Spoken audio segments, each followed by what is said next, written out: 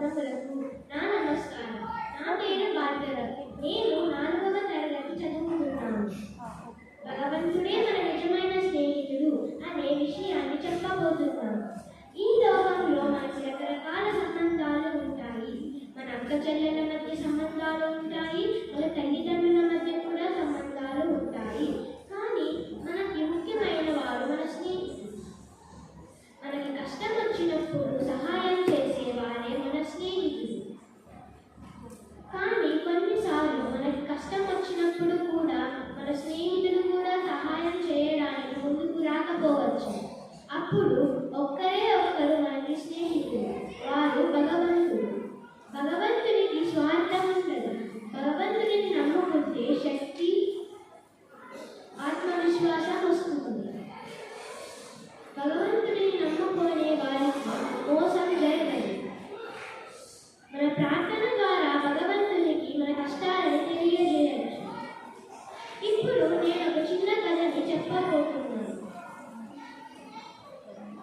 స్వర్గంలో దేవుడు పళ్ళనిస్తుంటే ఒక చిన్నారికి ఆ వార్త తెలిసింది. ఆ చిన్నారి స్వర్గంలోకి పండు తీసుకోవడానికి వెళ్ళాడు. అప్పుడు ఒక పెద్ద వరుసలో ఆ చిన్నారి నిలబడ్డాడు. ఆ వరుసలోనే వెళ్తూ ఉంటే దేవుడి దగ్గరికి ఆ చిన్నారి చేరుకున్నాడు. దేవుడి దగ్గర చెయ్యి చాపి పండు ఇవ్వమని అడిగాడు. దేవుడు పండు ఇవ్వగానే ఆ పండు చాలా పెద్దదిగా ఉంది. అందుకనే ఆ పండుని ఆ చిన్నారి కిందికి పడేశాడు. మరి ఒక పండితుడిని చూసి అడిగాడు, నా పండు కిందికి వెళ్ళిపోయింది, ఇప్పుడు నేను ఇంకొక పండు దేవుడి దగ్గర నుంచి ఎలా తీసుకోవాలి అని అడిగాడు.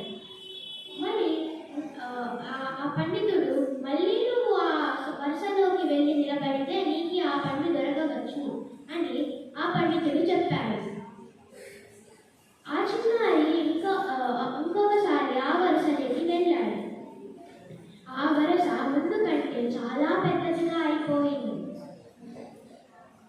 ఆ చిన్నారి ఆ వరుసలోనే వెళ్తూ ఉన్నాడు. స్వామి దగ్గరికి వెళ్ళాడు. స్వామి మాట్లాడాడు.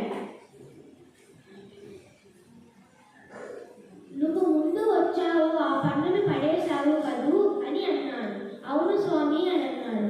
నేనే ఆ పండును పడేలాగా చేశాను, ఎందుకంటే ఆ పండు కుళ్ళిపోయి ఉంది అని చెప్పాడు. నా తోటలో మంచి ప్రత్యేకమైన పండు నీకోసమే కాస్తూ ఉంది, అది ఇప్పుడే కాసింది అని చెప్పాడు ఆ దేవుడు. దేవుడు ఆ చిన్నారికి ఆ ప్రత్యేకమైన పండుని ఇచ్చాడు. ఆ చిన్నారి ఎంతో సంతోషంగా తిరిగి వెళ్ళాడు. మనకి ఎప్పుడైనా